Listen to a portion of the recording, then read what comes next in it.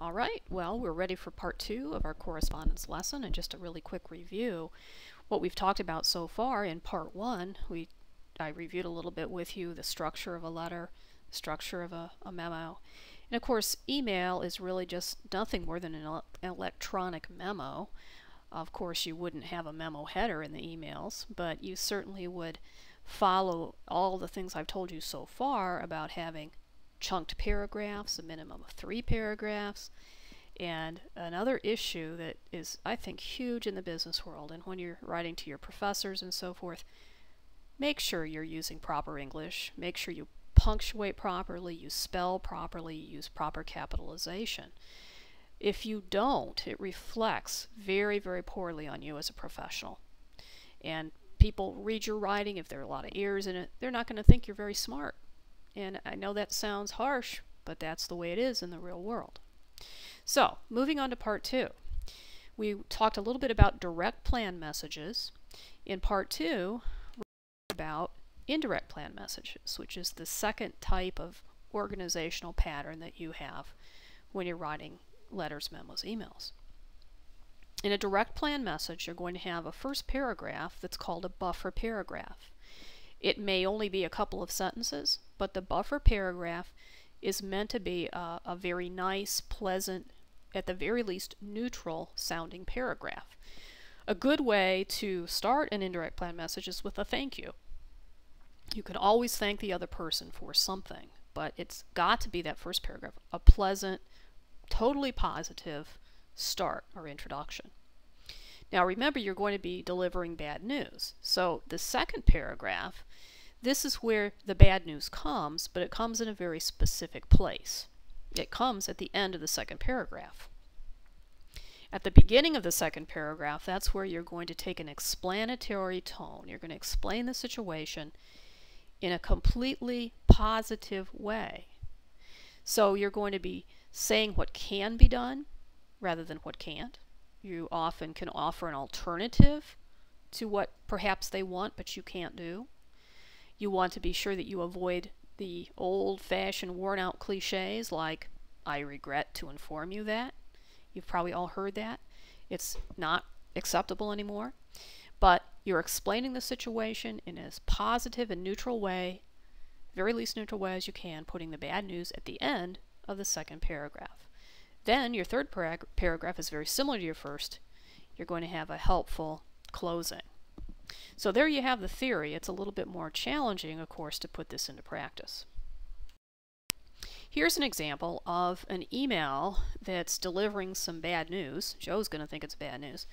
And it's written in an improper way. Notice how it starts right off, Joe, I've read your report. It has a lot of errors in it.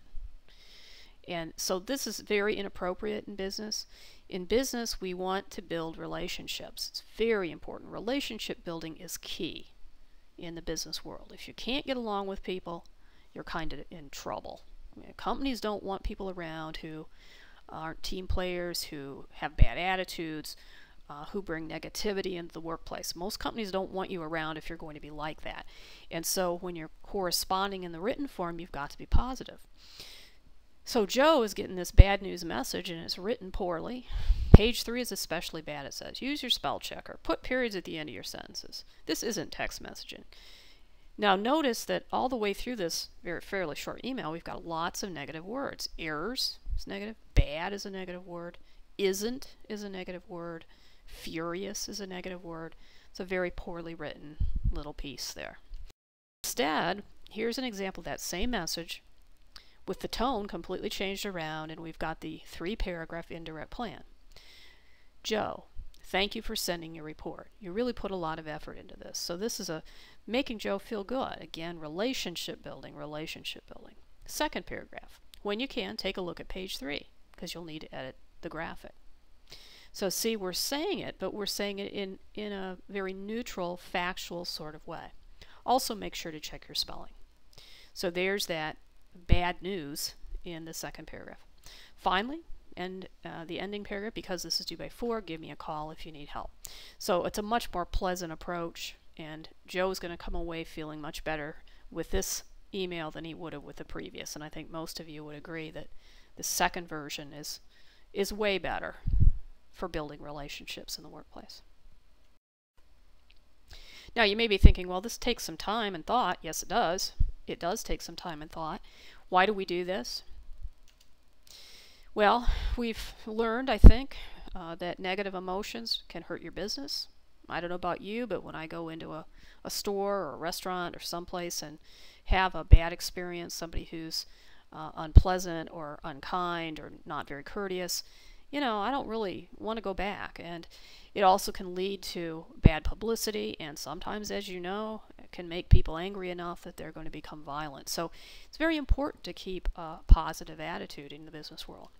The other thing, you might want to think right now about your interpersonal relationships and realize that when you put somebody else on the defensive, if you say something that makes them want to defend themselves, that's just natural. When we feel like we're being attacked or put down, we want to defend ourselves. When you put somebody on the defensive like that, communication breaks down very, very quickly. And that's what this class is all about. It's all about communicating clearly. All right, I'm going to wrap it up here. Again, these audio files are large, so we'll continue with this in part 3.